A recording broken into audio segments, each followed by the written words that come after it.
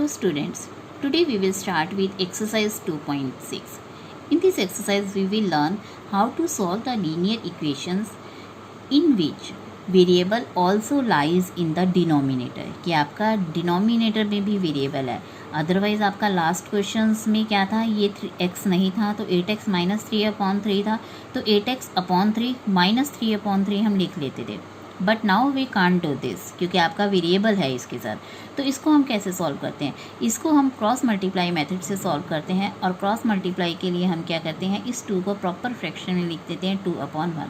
Now this 8x minus 3 will get multiplied with 1 and 2 will get multiplied with 3x. तो 8x minus 3 को जब आप 1 से करेंगे तो इस तरह मल्टीप्लाई करेंगे, ये बाइनॉमियल है so we will write it into the bracket and 2 into 3x 6x आ जाएगा. अब वेरिएबल्स हमने एक साइड कर लिए तो आपकी 2x इज इक्वल टू 3 आ गया एंड x ये 2 जो है इधर मल्टीप्लाई हो रहा है तो इधर आके डिवाइड हो जाएगा and x will come to be 3/2. Now next question is exactly same like this कि 15 को आप 15/1 लिखेंगे.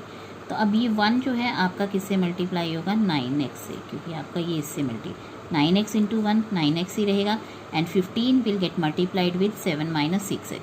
तो आप इसे अगेन ब्रैकेट में रखेंगे because it is an binomial. 15 7 105, 15 6 90. तो आपका वेरिएबल एक साइड हमने कर लिए और उससे जो है आपकी ये कैंसिलेशन होगी. उसके बाद 3 से 3 3 9 3 3 9 3 3 9 1 बच गया, 3 5 15. तो x will come out to be 35/3. Now in the next question z plus 15 है तो ये 9 आपका z से मल्टीप्लाई होगा, z into 9 means 9z and 4 आपका इससे मल्टीप्लाई होगा तो इससे आपकी सॉल्व करके z की वैल्यू 12 आ जाती है. Now next question 3y plus 4 2 minus 6y. In this question this will get multiplied with 5. तो 5 into this we will write it into the bracket. तो 5 आपका दोनों से मल्टीप्लाई हो गया and -2 will get multiply with this. तो ये आपका इससे मल्टीप्लाई हो गया तो -2 को 2 से किया -4 आ गया. बट -2 को -6y से करेंगे तो ये +12y हो जाएगा. Again I am telling you कि आपका माइनस की वजह से ये साइन चेंज हो जाता है अंदर ब्रैकेट में. We have also done this change of sign in the earlier exercise. तो आप ये साइन चेंज करना मत भूलना otherwise your question will go wrong. तो आपका अगेन वेरिएबल हमने एक साइड कर लिए, सिंपल नंबर आपकी एक तरफ हो गए तो y will come out to be -8 after cancellation. Now again -4 आपका will get multiplied with y plus 2 आपका होगा. तो -4 को जब y से करेंगे -4y एंड -4 को जब आप 2 से करेंगे तो -8. अगेन वेरिएबल्स हमने एक साइड लिए तो उससे आपकी वैल्यू जो y की आ गई वो -4/5 आ गई. Now question number 6. Now word problem है हमारे पास. The ages of Hari and Harry are in the ratio 5:7. Again आपको रेशो दी हुई है तो रेशो में हम कॉमन फैक्टर x ले लेते हैं तो 5x एंड 7x इन दोनों की एज हो जाएगी. So let present age of Hari की जो है 5x एंड हैरी की 7x. Now they are saying 4 years from now. 4 years from now का मतलब क्या है, आफ्टर 4 ईयर्स. तो सबसे पहले हम आफ्टर 4 ईयर्स दोनों की एज देखते हैं कि क्या हो गई. अब प्रेजेंट एज जब हरी की 5x है तो 4 ईयर्स के बाद उसकी जो एज होगी +4 करके ही हमें पता लगेगी. जैसे आप अगर इस समय 11 ईयर्स के हो तो आपकी +4 करके आपका पता लग जाएगा कि आप 4 साल बाद कितने साल के हो जाओगे, 15 साल बाद. ठीक है, तो +4 करके हमें 4 ईयर्स के बाद की एज पता लग गई एंड लाइकवाइज हैरी की एज है तो 7x + 4 हो जाएगी. अब now they are saying the ratio of their ages. The ratio of their ages मतलब आफ्टर 4 ईयर्स जो उनकी एज की रेशो है यानी दिस अपॉन दिस. रेशो को हम फ्रैक्शन में भी लिख सकते हैं. Will be equal to 3:4. 3:4 means 3/4. इसका मतलब इसकी रेशो इज इक्वल टू 3/4. तो रेशो को अगेन फ्रैक्शन में लिख सकते हैं तो this upon this will be equal to 3/4.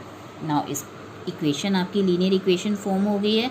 You can solve it with the help of cross multiplication. आपका ये 4 से मल्टीप्लाई हो जाएगा, 4 इंटू आपका 5x + 4 and 3 will get multiplied with 7x + 4. तो आपका इससे x की वैल्यू 4 आ गई.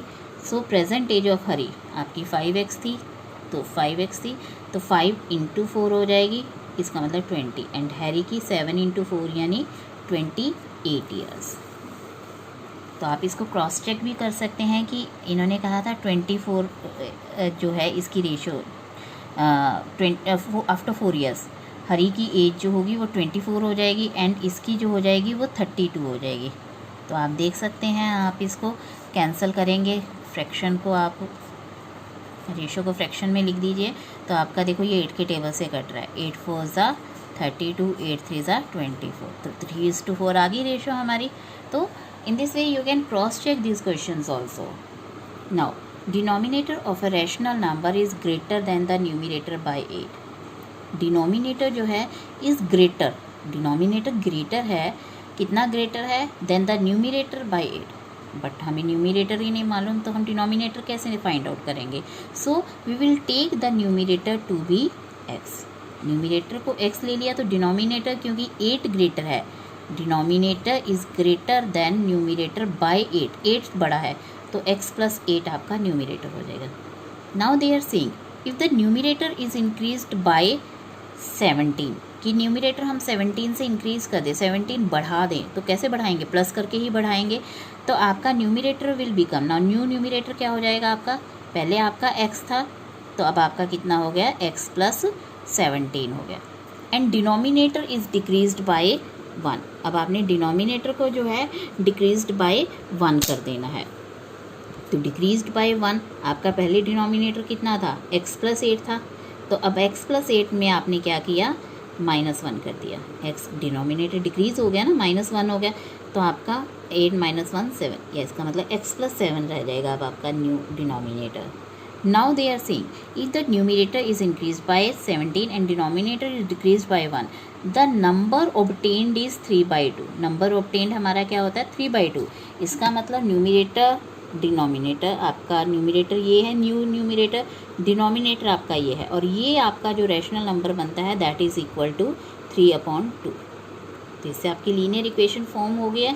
Now you can solve this, तो आप क्रॉस मल्टीप्लाई से इसे सॉल्व करेंगे, 2 आपका इससे मल्टीप्लाई हो जाएगा x प्लस 17 से, and 3 will get multiplied with x plus 7, तो आपका इससे जो है मल्टीप्लाई करके x की वैल्यू जो है -x, क्योंकि 2 - 3 -1 होता है तो -1 हम लिखेंगे नहीं, x इज इक्वल टू -13, दोनों तरफ का माइनस आपका कैंसिल हो गया, तो x इज इक्वल टू आपका कितना आ गया 13, तो 13 मीन्स आपका न्यूमिरेटर 13 है एंड डिनोमिनेटर क्या होगा 13 + 8 मीन्स 21, तो आपका रैशनल नंबर क्या होगा 13/21।